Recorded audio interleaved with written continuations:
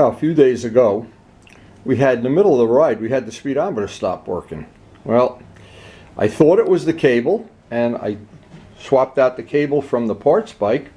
It wasn't the cable, of course. It's always got to be the hardest of two things. So I thought I had a spare speedometer, but I don't. So what's going to happen today is I have to go over here to the parts bike, and I thought I'd do this and make a little video of it, since on a GS, replacing these instruments, getting inside this case has to be split. It's a little involved. I want to look at some of the other things I can do while I have that apart. So we're going to make a little video today of replacing the speedometer on a GS. Now, that doesn't mean it's going to work, because I don't know if this one works. This one's got 27,000, the other one has 49 or 48. But what's nice when you have, here's an example, when you have a parts bike, I have spare instruments for the parts bike. Well, when the instruments go bad on the Ninja, well, it doesn't mean the ones from the parts bike are going to be perfect, but at least I have them. And I did check on Partzilla. Instrument parts for this bike are not available anymore. Of course, it's 37 years old. So having this parts bike right now is priceless. Now, my philosophy is always, when something doesn't work, replace the easiest or cheapest parts first. I was hoping it was the cable. I was wrong. And I was thinking, and for some reason I thought my good friend Andy Lee had one of the speedometers. They replaced the speedometer years ago. Suzuki replaced them all, and I'll explain that in a minute. I thought I had a spare one. When I looked around, I couldn't find it. So again, shame on me. Now, this is the speedometer that's broken. You notice it only goes to 80 miles an hour because that's what they did back in the day. The one, this is an 82. The one on the parts bike is a full 120 mile an hour speedometer. So now I also have to account for the mileage. Of course, when I flip it, it's going to throw up all my oil changes. And since I'm never ever going to sell the bike, I have no interest in trying, like people would buy another speedometer so people thought they had less miles on a bike. I'm never selling this bike, so it doesn't matter to me at all. But while we have this apart, there are some bulbs in here that need to be replaced, and it's a long, involved thing to get this off the bike. It's more work than you think it is once you start doing it, so I got to get started. And this is the one from the parts bike here. This one, it goes to 140. Boy, are they optimistic. This bike does not go 140, believe me. Anyway, this one has 27,000, so of course I'll have to prorate the mileage when I swap these out. But the first step is, and again, a lot of this is an unknown factor. I'm probably going to spend a good chunk of the day doing this, as well as some other maintenance, but getting this off the old bike first, it would make sense to take this off the old bike first before I disrupt the new bike. And so maybe that's one of the little tips you can pick up off the video. But again, I've done this before because the ones on that bike are painted. These are just that dull plastic that I really don't like. And I had already replaced the gear indicator, by the way. That was one of the things that did not work. And I took it off this bike already, so I know I've had these apart. Anyway, I got to get started. First step is get this off the bike. So there are wires that go from the instruments down into the headlight. We're going to have to take the headlight shell apart. The cables, one is off. I've already replaced it. The other one has got to come off. And then there's a bunch of bolts and rubber bushings. And then that whole unit comes off as a unit. And I can take it apart and work on it. The two bolts that hold this on, they're in rubber grommets, so not impossible, but a little bit awkward. And we got to pull a headlight shell next. This will free this up. And then we're ready to pull. All the rubber grommets come out. We got to get the wires that go into the headlight shell next. Now with the screws out, this comes right out. It's just as easy right now to disconnect the headlight. We can get it in and disconnect the two sets of wires that come from the instruments, and we take the instruments right out. And if you've ever had any bike quite the headlight apart, it's a rat's nest. Now I'm going to mark these with tape, so if I do want to put them back, sometimes they're similar. Just makes it a little bit easier so I know which goes where. If I remember right, there's two separate ones. Okay, so these two are different, so that's not going to be a problem putting them back when we put this all back. But they make these real convenient little tangs in here for keeping this organized. This one, I guess, and we've had the support already. Okay, that's it, and we're ready to pull the instruments. And there's a third wire's got to go down under the tank and get disconnected. And I'll be ready to take out. And you can see the back of the instruments here. Now, to get the instrument out, there's going to be quite a few things have to come apart. I don't remember exactly what sequence they have to come apart in, but I only want to take the one instrument out. I'm going to see if I can do that without disrupting too much of the other stuff. Now, to remove that last wire that obviously goes to the fuel gauge, that's going to have to be disconnected. That's the last one, and then we can take that down into the shop and work on it a little more conveniently. But as I said, this is I remember doing this. This is more of a job than you think it is. Anytime you have to deal with those instruments, and while we have it apart, I know some of the bulbs in the instruments were, even though I don't ride at night, but I do know that they need to be replaced. We can get all this done in one day, one maintenance day. And it's quite an adventure working on these. But that's what makes these bikes so charming, because once they're back together, remember this one's 36 years old, the other one's 37. There's a lot of water under the bridge here. Okay, so we basically got to take a lot of the bike apart to get this apart, but it'll be a lot easier working on that down in the shop. So now working in the shop, a lot more convenient. I noticed a couple of things, and I have had the bike for a long time, of course, but I do remember that the original tachometer is not sealed, so there's moisture inside of it. But luckily, the instrument we need, the speedometer, is perfect. It's still sealed, so that means there's no moisture, there's no bugs in there. And every once in a while, if you have, like an old RD, I have a spider inside that. I don't know how the hell he got in there. But anyway, this is a funny story going way back, is when I first got this bike, and you can see what I did. I put notes on everything, which ones were good, which ones were bad. What happened was the original gear indicator on the bike was bad. So I thought, oh, I got a parts bike now. I took it apart, swapped out the gear indicator. That was a piece of cake. As long as I got it out, you know, I checked, because the original bike, I don't remember which one. One of them didn't work. So I took the one out of the parts bike, and I had the two instruments apart. And then I realized, you know, this is a 140 mile an hour speedometer. But it's not original to the bike. I started pulling one of those things. But anyway, to make a long story short, this is what's worth its weight in gold.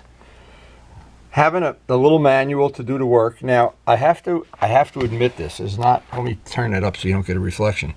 This is the year after the bike. I owned the bike, the 1000cc bike, which had a loaf of bread for a tank and not quite as attractive. Then there were 2 years, 82 and 83, where they had the styling that we have on the bike right now. I fell in love with that styling. I drove my 1000cc bike into Westwood Suzuki, and the day the 82s came out, I said, I gotta have one.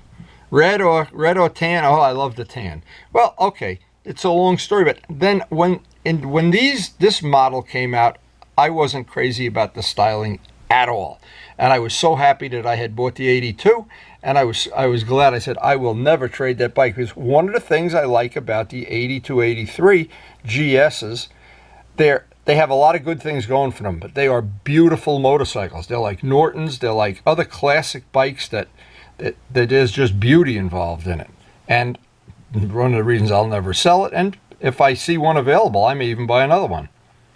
Not sure you can see this, but these were the ones I made for Frank Straub and myself. We made matching 1000cc bikes. Oh my God, it's so many good memories, but the styling nowhere near as nice as the 82, 83s. And the late Frank Straub, he was a big influence on my life, a big positive influence, and we did a lot of riding together, shared a lot of great adventures. So here's another thing I wanted to mention. This is the GS forum that I've downloaded a lot of stuff over the years, and I've made my own notes that I save for repairs that I've done on the bike. I write in the factory manual, and I have resources like Luciano, for instance, that are very knowledgeable about this kind of stuff. But what we want to do, I want to look up the page, and this is a really handy manual, by the way. I want to look up the page with the speedometer. I just don't want to miss the boat here on something. And actually, once you have the manual, doing these kind of jobs relatively easy. All right, so we have this and we have the schematic. And because what's going to happen once I start taking this apart, I try to take it apart the least invasive way possible. Now it looks like this bracket has, and I should remember this, but the problem is with being old, you don't remember. I have to take this bracket off if I remember right, and then there's 4 or 5 little containment screws, and then we should be able to pull that out. That should be, well, not simple, but it should be definitely doable. And the only trouble is some of these screws and bolts and nuts are really in awkward places where it's difficult to get a wrench. Not difficult, it's impossible. There we go. Nothing like good old needle nose pliers. Now, there's always something. This gets pulled off of here. If I remember right, yes it does. This has to come off. This has to come off. That has to come off. Now we have this little gizmo here. This is why having that manual is really valuable. There's always one little thing that you can't get your hands around. The manual's worth its weight in gold. Okay, now with that out, that piece comes right off. Now with the screws removed, this gauge can come out of the way. And this I remember because I had trouble with the original fuel gauge, so no point even looking at that. We'll just leave that in a parts bike. All the screws are out of this now, except I have to disconnect the wires. And there's our speedometer. And I just got to carefully unplug these and figure out where each one goes. These are the lights. And I see this one, obviously this bike was a second-hand bike. This has been rewired. This is not rewired, and there's another black and white are usually the lights. So we'll have that. We'll take care of the wires, and we'll have this parted out. Now we can't buy this from Partzilla. If you buy one off eBay, I'm not sure. But this I know. I've ridden this bike. Hopefully it hasn't stopped working since I last rode the bike. Okay, so what I did, I have the spare battery. I wanted to check the bulbs in here. Relatively easy job to do. That one works.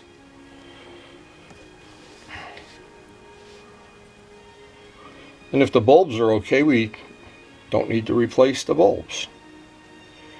This one, oh, this one works too. So we have, the bulbs are fine. And obviously the bulbs, there's one on each side, so I need to connect both of them at the same time. Now what I tried to do, I want to simplify this by ganging these together. That's going to be nice.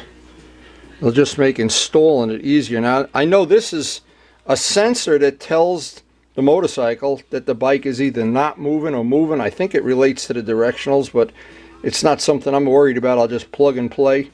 There's no reason to even fool with that. Now because I simplified this, I wanted to solder the wires. I put some of that tubing over the joint. Because once I put this back, hopefully this is the last time I'll ever have to do this. And what I'll do is when I get the other wire on here, I'll solder on a connector so that I can, or I'll see if these don't actually have connectors. I can't do that, huh? So I'm going to have to make a solder joint once I get this all put back together. So this is one of the things that might be a good tip. This is the original R1 battery, and I replaced it years ago. I didn't want to wait until the bike didn't start and be out, and I've had enough of that stuff.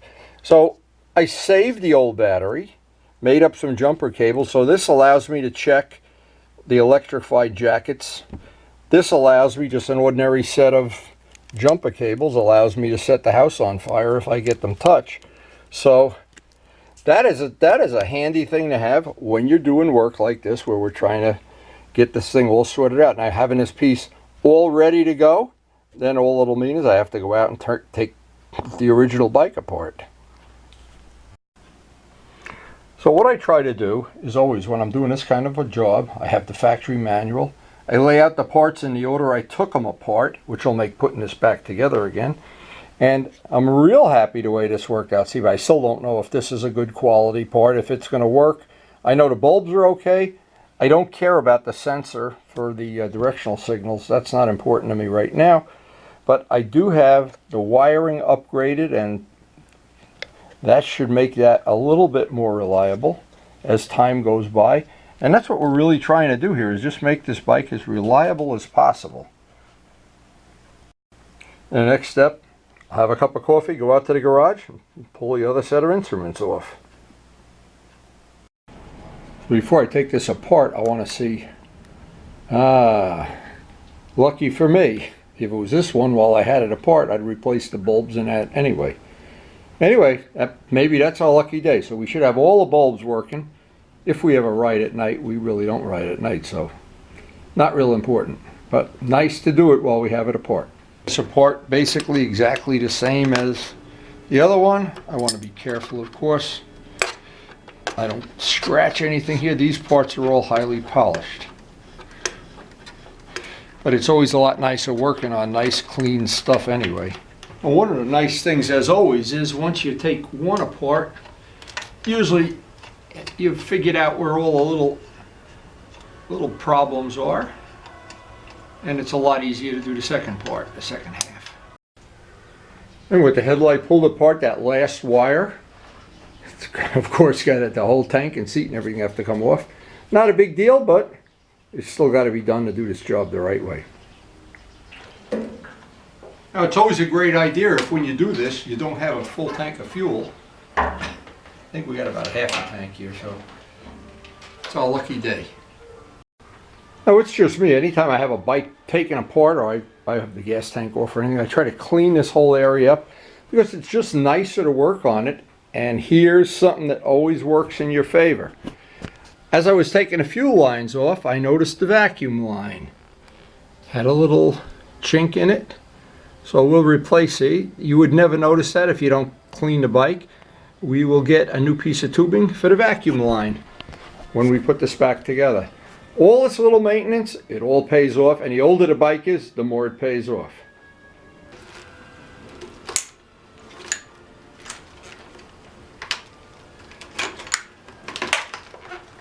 And so now we have this taken apart, everything's off, we're ready to bring it back down the cellar. And it will be a tad easier to work on that downstairs. Just more convenient, better lighting and everything down there. And we do want to get every part of this right. Now, because this is a part of the bike you see constantly when you're riding, when I painted this, I made it, of course, shiny black. Tried to make it as shiny and nice and neat as possible. And it really did make a difference in the way when you're riding the bike, how it looks. I thought it did anyway. But now we're going to get that speedometer. We're just going to swap them out down in the shop and come back out here and then just do everything backwards. So like a lot of jobs, most of the job of getting this part, and because obviously if we had a new part to put in, we'd only have to take one bike apart. But basically we had to take two bikes apart to do this. So it seems like a lot of work, but I like having a speedometer. It keeps track of the mileage too. I like to keep track of the mileage. It's something I wouldn't see. A lot of people, when they have an older bike, they start letting it go. I won't replace that. I won't spend $10 on that. I won't replace that. And the bike just goes downhill. And what I try to do is maintain it, clean it whenever it's apart, and never just compromise it. Try to do it to the best of my ability. And then, of course, share it on YouTube with my friends. Now to just do what we did to the first one, pull it apart and get out the old speedometer.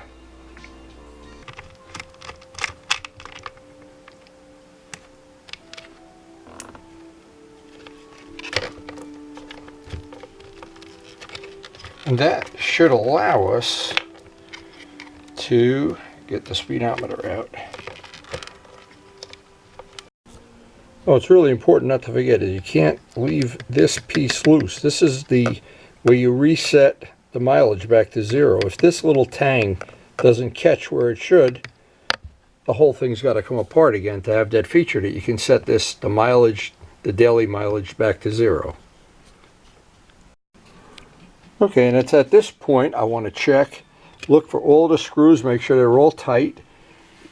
This one I'm going to connect the bulbs. I'm going to, on the new one of course. This I just cut the wires because they go into a harness. These just get connected to the mileage, that the bike is moving or not moving. And these I put connectors on. What these were extra jumper wires I had on the instruments. And I'm sure I don't even need them, but I'm going to hook them back anyway. I was trying to ground these out or whatever I was doing, and I don't remember for so long ago.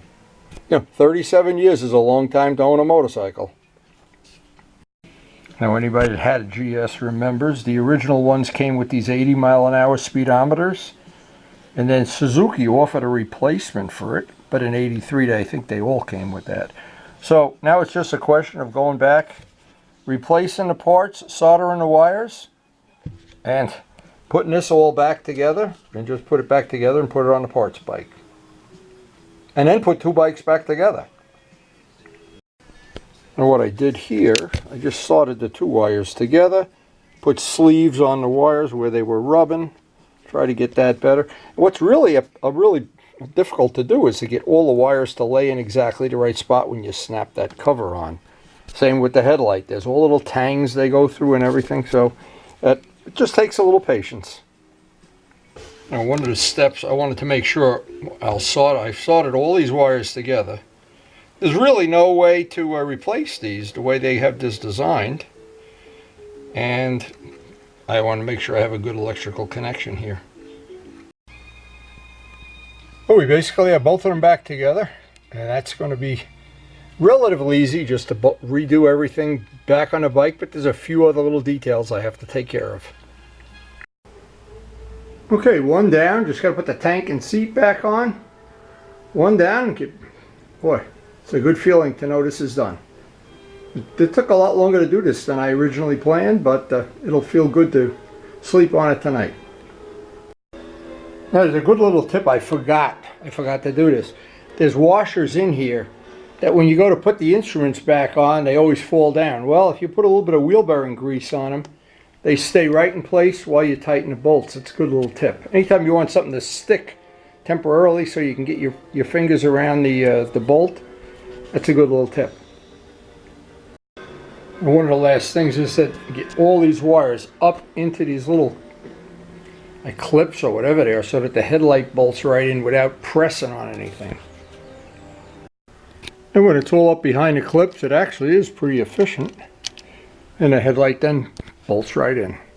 Now I've put this all together and never hooked up the wire to the headlight. I don't want to forget that today. And hooking up the cables is always a little bit challenging because the little ferrule falls down the minute you let it go. Oh, look at this, it's our lucky day. Now before I put the tank on, I want to check that everything is working. I haven't, do you think I ever forgot anything? Okay, we know we need gas. Okay. And now, I'd say that was a pretty good job. It's a lot of labor in this. But now the big thing is, first time we take it for a ride, is that speedometer going to work? If it doesn't, game's over, I'll just have to live with it. But I've used the two that I have, and maybe if Andy Lee's watching this video, he'll remember that I put it somewhere. I don't know. I am clueless. Anyway, but I do have extra RD speedometers, so. Now, I wasn't planning on this, but as the day evolved, I thought this would probably be pretty efficient. I have to take the tank off because what I want to do is lift the front end of the bike up with the power lift. I wanted to check the front end of head bearing. I suspect that it's a 37-year-old bearing, that it's gotten, maybe it's past its prime, I don't know, maybe it's out of adjustment, or Luciano seems to think it just needs grease. I don't want to take it apart today. I don't have the time. But I thought as long as I have this all apart, it's always easier to do it, and maybe I'll get a clue as to what's going on with that front end. It's only happened in the last year, and it's gotten a little bit worse to the point now where when I move the handlebars side to side, I feel a click. It's just like it's hitting a bad spot in the bearing.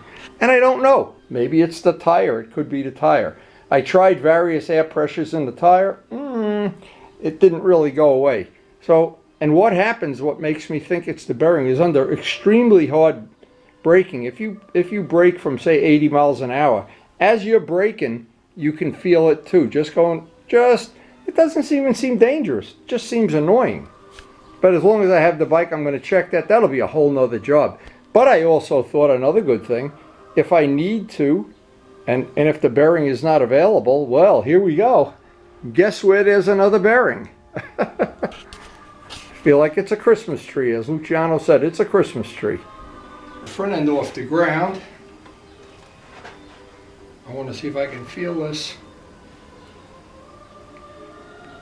Oh yeah, you can feel it. Right in the middle, it's got a bad spot. So this is going to be a future job for, well, maybe for the winter even. It's a big job. Pulling a whole front end off the bike takes more than it did to change the speedometer, that's for sure. And in fact, you got to take the speedometer off to pull it. Or maybe not. I don't know. We'll find out. Yeah, that's got a bad spot in the bearing, right? Boy, it's in a funky spot. I don't know if there's anything you could even do about it. Very strange. Anyway, that will be a future project. And here's what happens when you do the constant maintenance and don't let things go and you keep it up to... A motorcycle really should last forever. Should last longer than you do, that's for sure. Now I did a little experiment just to see if this would work. Thinking to myself, Luciano is usually pretty knowledgeable about this, and his feeling was you just had to grease the bearing was fine. What I did, I took this off, loosen this, take this off, and it's hollow. The whole thing is hollow. It's right down to the bearing. So what I did, I took some chain lube grease, not chain wax, chain lube grease, sprayed in about 1/3 of a can, let it all drip out on the ground, and I'll, of course, keep a rag under the bike for a while. And as I moved the handlebars, the click totally went away. I wonder if that's a good tip. The reason I think things like this are a good idea, it's good to try this before pulling that whole front end apart is a big job. I've had it. That's how I got the whole front end off to polish it. But that may be because this is hollow and the oil goes right to the bearing. Wow. That, I may have just saved myself a couple of days of work this winter. I don't know. Luciano, you're okay. Anyway, that was just a free bonus from, and boy, we love our electric winch. Best $75 investment I ever made. So the next step is to put the bike back together. The tank, the side covers, the seat. Clean it all up. Put a rag underneath it and let that oil work its way into that bearing. If that works, I'll buy Luciano a pizza. So what I did, I went and had a cup of coffee. I just still am having trouble believing how good this worked out. I want to try this once again before I take this off the lift. And there was clearly a spot, almost exactly where the wheel would be straight forward, where it would go click, click. That is absolutely smooth now. Now I don't know if this is going to stay this way. But even if I get, well, the rest of the season before the winter, boy, is that a good tip. I hope somebody out there can benefit from that. Because it really is a lot of work pulling all the, especially this bike with the air forks and everything. It is a ton of work. That might, and Luciano, thank you. That might have saved my bacon. Or my pepperoni, you don't know. Now, it just may be our lucky day. I don't really know, and I don't like to speculate. Because I never know when those lucky days are coming. But I'll take every one I can get. And I did not expect to get any of this. See, this is a funny thing. I did not expect to get any of this front end checked out today, but that was like a free bonus, and I really hope somebody can use that information. And that's why we share this stuff. We share the love of motorcycling, or the love of being tortured that we have. Anyway, put this down, and we are going to be hook up the fuel lines, and we're going to be good to go. Now, another really useful tip, and I'm sure most people know this, but there's some people maybe they don't. When you go to hook up the vacuum line, and we put a new piece of tubing on, and the tubing is a very tight fit on the vacuum lines. If you warm it up, fuel line too, actually any tubing, anything rubber, the intake manifolds, anything you warm up with a hair dryer, it'll go on a lot easier. I think that's a useful tip. So we end the day. I got to log in all the changes, and I've got to log in the new mileage, because otherwise I'll be screwed up when it comes time to do the oil changes and whatever. But now I know a lot of people, and everybody's different. They prefer new motorcycles with a lot less maintenance. Well, I don't know what there is about these bikes. I say it all the time. They are to me one of the things I really do enjoy. And when I get something done like today, and I add some life to a bike, that I hope I'll have this bike for many, many years to come. Anyway, hope you enjoyed the video, and thanks for watching.